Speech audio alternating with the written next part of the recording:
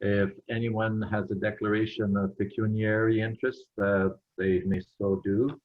And we move on to the approval of the agenda and move to special council agenda January 20th, 21, that the agenda of the special council meeting of January 21, 21 be approved as presented. Could I have a mover? Councillor Saint-Amand, and a seconder, Councillor LaRose. All in favor? That's good. Thank you. Move on to matter for consideration, and that is a memo to council re additional information on GBNWA requests to purchase properties 12 and 14 Dupuis Drive, CAO 2021-02. That memo, CAO 2021-02, including additional information as requested by council at the January 13th, 2021 special council meeting, regarding the request to purchase land from the Georgian Bay Native Women's Association be received for information, and that the CAO be approved to proceed as directed regarding properties 12 and 14 Dupuis Drive. So members of council, before we get into discussion and questions, I would probably pass it to our CAO to give us a rundown of the report. Mr. CAO, if you would. Thank you, Your Worship. Hopefully, members of council can hear me okay.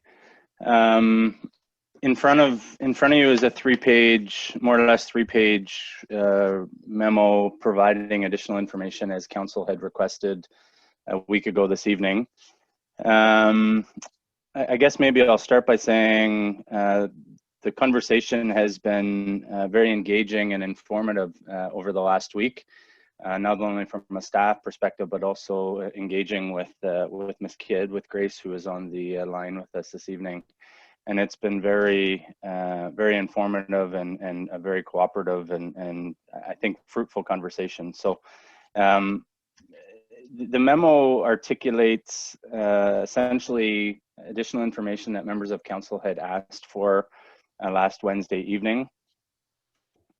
Certainly, it touches on the ownership and the sale of the lots questions that members of council had. It touches on the business model and what the funding program is that Georgian Bay Native Women's Association has been approved for under the Rapid Housing Initiative federal government program being administered by the Canada Mortgage and Housing Corporation. It is a first-time project for GBNWA, but they are relying on their sister organization in Aurelia to mentor them through this program.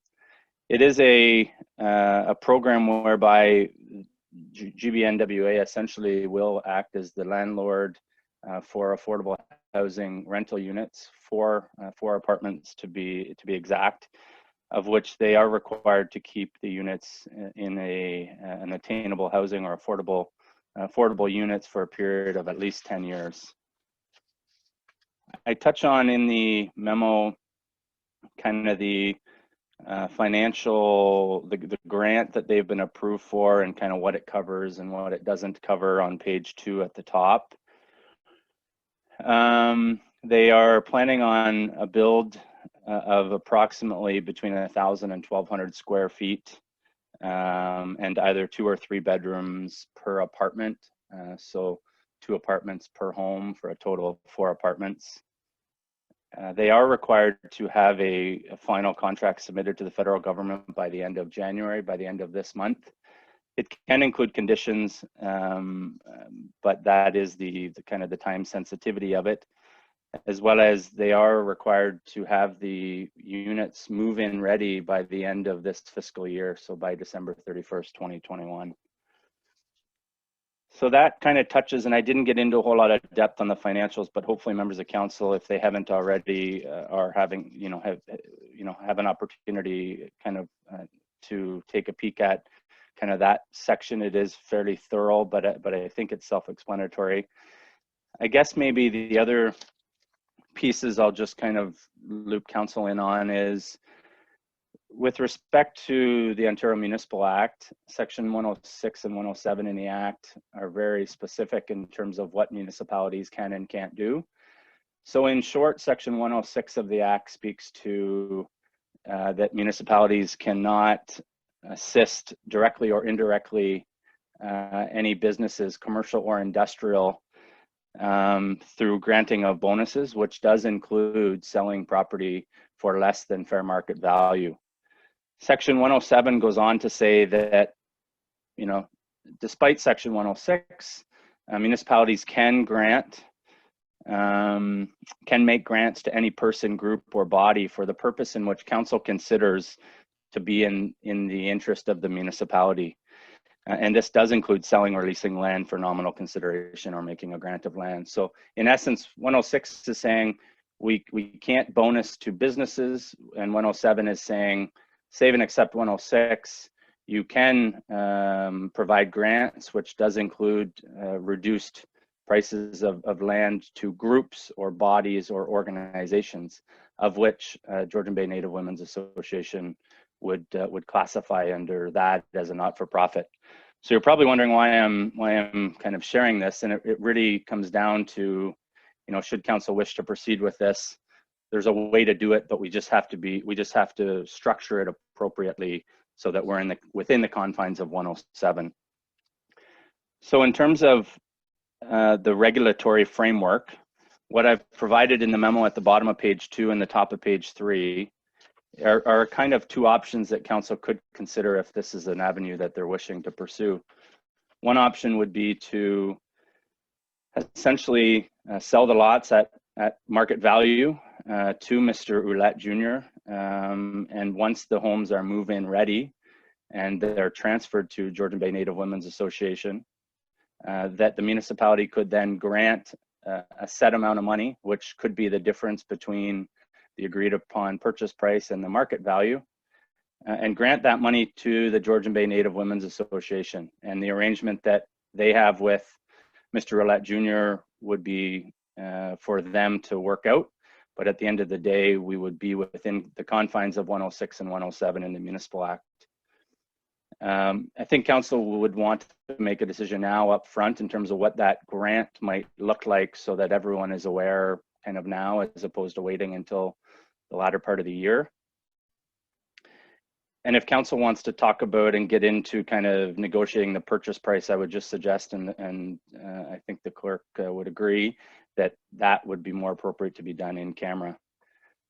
The second option, which I actually think is a better option if council wants to pursue this, is that rather than the direct financial grant approach, that the town would consider transferring the lots directly to the Georgian Bay Native Women's Association at below market value, whatever that price is that council is comfortable with. And then ultimately that transfer would be authorized under Section 107 of the Municipal Act. So what that model would entail would be that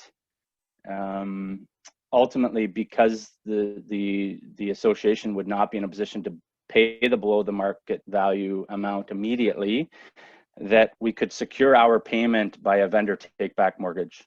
And so under this vendor take back mortgage model, we would ultimately receive payment once the association receives its funding from the federal government. And at the end of the day, you know, this model or this option, I think, provides a couple of benefits for council.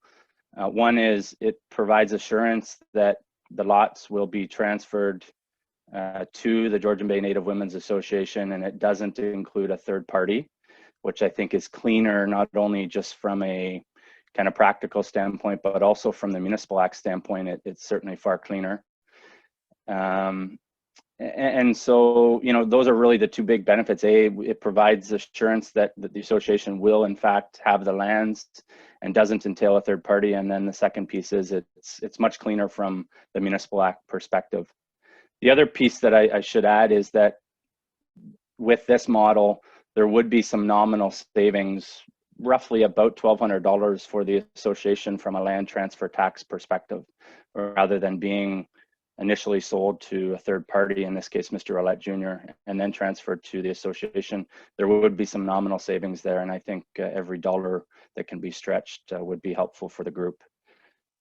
And I should mention that this it was kind of a combined effort, but this precise suggestion actually came from Grace herself with some conversation that we had earlier on in the week. So as I did articulate to Grace previously, we appreciate Grace kind of thinking outside the box with this potential solution.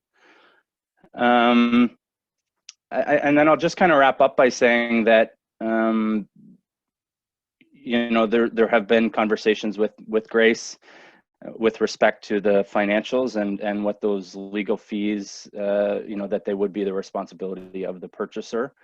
And just in closing, I think, as council knows, attainable housing is a very specific goal, direction, and initiative in our 2019 to 2023 strategic plan. And I think it's, as I think the latter part of my memo wraps up by saying that, you know, this would be of extreme benefit to the association, and I think the community as a whole, from a housing perspective and just from a safety net perspective for the association. So with that, Your Worship, I hope I haven't missed anything, but certainly if I have, I'd be happy to take any questions. Thank you, Mr. CAO. Members of council, I think we'll start off, first of all, by questions. If any members of council have questions to either the CAO or Grace or Brenda or even perhaps Andrea, who's with us, that we would go the question route before comments. So I will open it to questions, members of council. Councillor Cummings. Thank you, Your Worship. Just one question for you, Brenda. Why did the Georgian Native Women's Association choose to go through Mr. Ouellette rather than apply for it yourself? I guess originally we were hoping to purchase some property just by the Angels coming into Penetang, and unfortunately we were outbidded by the another purchaser. So working with Grace, she had identified this as another option to maybe look for some vacant land and use a builder, a well-known builder, to do the build for us. And I guess didn't know about the opportunity to come forward and request some land until you know, the latter part, I think, of December, before we knew that could be an option, that there could be some land available for us to build on. And then just found out earlier this week that there was another opportunity to actually have the land granted to us. So I guess that was why. We were just trying to brainstorm around some options that might work for council. Okay. All right. Thank you. You're welcome. Further questions? Councillor Wedebacher.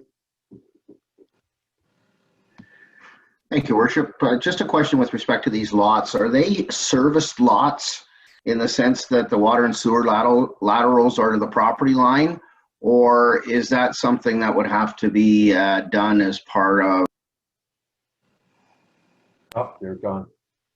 Sorry, is that something that would have to be done in order to prepare the lots for residential use?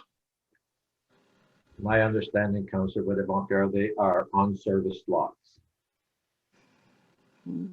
Through Your Worship, I can confirm that the lots are unserviced. Part of the request that came forward last Wednesday evening was for $60,000 per lot, and that the request be that the municipality service the lots, service both lots, bring water and sewer lateral to the property line.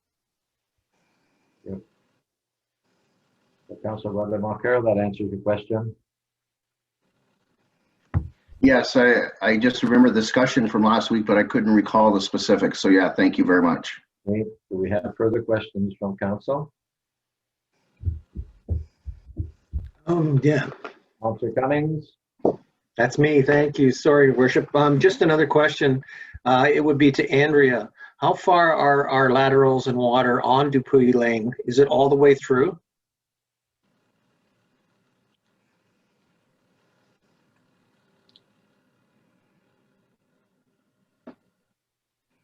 The answer is to our director. Hi. Andrea Cummings.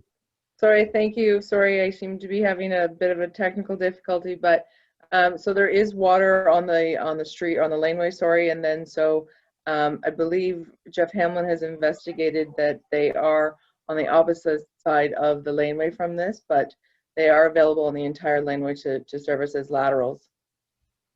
I can't give you an exact dimension, but you know, given the length of the street, I don't believe it's larger than about 20 meters of a lateral service. Okay, thank you.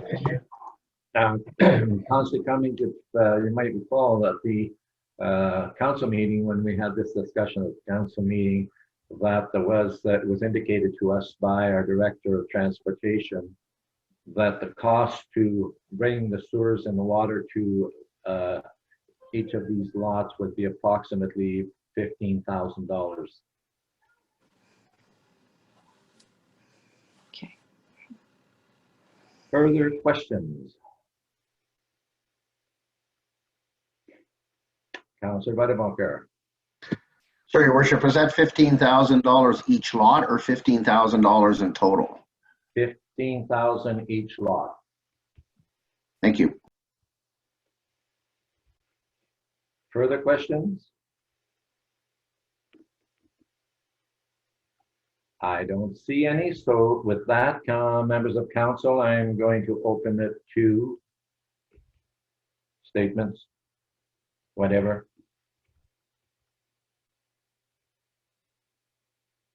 Councillor Steinman. Thank you, Your Worship. I wanted to thank our CAO and Ms. Kidd and also Brenda. Obviously, the discussions were very in-depth and lots of information has been gained in this past week.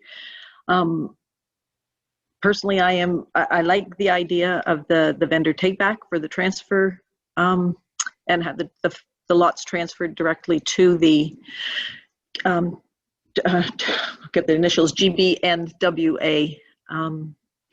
It sounds like it's a very good option. I'd be very supportive of it, not just our strategic plan. Further comments from members of council? Councillor Klug. Thank you, Your Worship. Thank you to staff for putting the memo together in such short order and for working with the proponents of the project to get this information to us. I think Council knows my position. I'm very supportive of this project. I think this memo answers some of the concerns that Council had about providing the land directly to the builder. And I think it's a great idea to have those lands signed over to the Native Women's Association. I think that really allays some concerns. And I'm really happy to see this. This is, to me, is a good news project. And I really hope we move on with it. Okay. Thank you. Further statements? Councillor Cummings. Thank you, Your Worship. I think the questions that I had last week have been answered. I think we should still go into camera as to the grant amount. However, I would be in favor of the transfer. Okay. So I guess with that, I don't see any other comments. Well, Deputy Mayor. Thank you, Your Worship. My cards are in another room. I'm certainly in favor of the second option that the CAO has brought forward. I think it's much cleaner and certainly like the idea that it plays into our strategic plan for affordable housing. So I hope that we can work things out to make this happen. Thank you. Okay, now I see the CAO has request to make a statement or comment or whatever. Jeff? Through your worship, I just wanted, one thing I omitted, and I don't think it's material, and that's maybe why I inadvertently omitted it. Just with respect to the vendor take back model, I articulated a number of positives and advantages to it. For members of council, for their information, what it would mean is that the municipality essentially wouldn't get our money until towards the end of the year when the transfer happens. So just in an effort to be open and transparent, that would be the case. But quite frankly, from my perspective, it's immaterial and it's inconsequential. It's not a, from my perspective, it's not a showstopper or shouldn't be a showstopper. You know, I think that the cause is really what the focus should be on. This is not a model that we would usually ever recommend, quite frankly, to a usual developer purchase of land. But given this scenario, we're more than comfortable to recommend this and think that it's actually a great solution to some of the concerns or some of the questions that were asked. And I think it's a win-win for everyone in terms of this second option that we've presented. So I just wanted to be open and transparent with council with those pieces, because I did inadvertently forget to mention that. Good, thank you, Mr. CAO. I think, other than the fact, now Councillor Cummings brought up a point of if we were looking at the discussions of granted amount, that we would probably and would have to go in camera for that discussion. But is it the feel of council that we do so, or is the majority of council prepared to go through this process and grant these properties to the Georgian Bay Natives, what was it, GBNA, whatever, to grant them these properties at the asking price of $60,000. So I'm just going to get a feel of who would be in favor of moving on at the $60,000 per lot. If you could just raise your card so I can see. I see 1, 2, 3, 4, 5, 6, 7. So it is unanimous that we grant the lots to the, and this time I'll get it right, Georgian Bay Native Women's Association in the amount of $60,000 per lot, and that we ask our CAO and staff, Andrea Betty, to prepare all the documentation required to do so. So with that, we have done the job. Your worship? Yes, George. And I understand what you're saying, and I fully support what you just said. I think that there needs to be a separate paragraph, if that's going to be a motion, dealing with the incurring the cost to extend the sewer and water laterals to the property line. I think that needs to be done. If we're going to do it on behalf of the group, I think that's something that we should also include, because it is a cost. Yeah. Thank you. I agree. So I think with that, Mr. CAO, should we be looking at a motion this evening to confirm this? Through your worship, yeah, I would agree, and I was just kibitzing with our clerk. So she's probably kind of very quickly tried to kind of pull something together in her head, but probably best that she guides council. I do think it would be appropriate to, as Councillor Vadbonker has suggested. And now in discussions, Mr. CAO, with you and I earlier today, the other important part of this whole process, whatever the paperwork is, being a clarification on this take-back mortgage. Through your worship, just looking for what clarity. Is there something more you'd like me to elaborate on this particular vendor take-back option? No. I just think in the agreement that we have that it's in there, that there's clarity in there, or whatever in the agreement that we're covered with the take-back mortgage. Yeah, I think what I would suggest, your worship, and I'm going to just talk for a few seconds and buy our clerk a little bit of time. But I think in the motion we would include what the sale price is. It would include the component with respect to the municipality being responsible for bringing the sewer and water services to the lot line. In addition, it would also include that we would leverage a vendor take-back mortgage in terms of the direct sale to GBNWA, and then administratively with our lawyer and with the assistance of Brenda and Grace, we can administratively sort out how that looks. But I think those kind of three components would be important for the motion. And I see our clerk is still hard at it there. So I with think I'm that, ready. are you ready, Madam Clerk? I hope so. So just for council awareness, we didn't know exactly how today would go, so we didn't want to presume that all of these things would be something. So we didn't. That's why the motion wasn't created. But I think I have it. And I'm going to read what I think is accurate, and of course willing to take any changes. So obviously the original report is that the memo be received for information and that the CAO be approved to proceed as directed regarding the properties 12 and 14 Dupuis Drive, including the cost of the water and sewer lateral installation and the purchase price of $60,000 per lot through vendor take-back mortgage sale to the Georgian Bay Native Friendship Center. Sounds pretty good to me.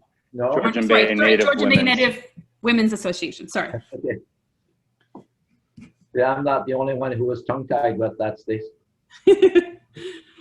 Thank you, Grace. Oh, she's... Okay, read that again, please, Stace. Okay, so that the CAO be approved to proceed as directed regarding the properties of 12 and 14 Dupuis Drive, including the cost of the water and sewer lateral installation and purchase price of $60,000 per lot through a vendor take-back mortgage sale to the Georgian Bay Native Women's Association. Sounds good. Okay. Now, I'm just a question myself now through to Grace and Brenda. I would take it now that you will be hopefully able to proceed as soon as possible. And I would imagine, are your plans to proceed as early as possible in the spring? Yes, I see Grace nodding her head. So, Okay. Yeah, I'm unmuted.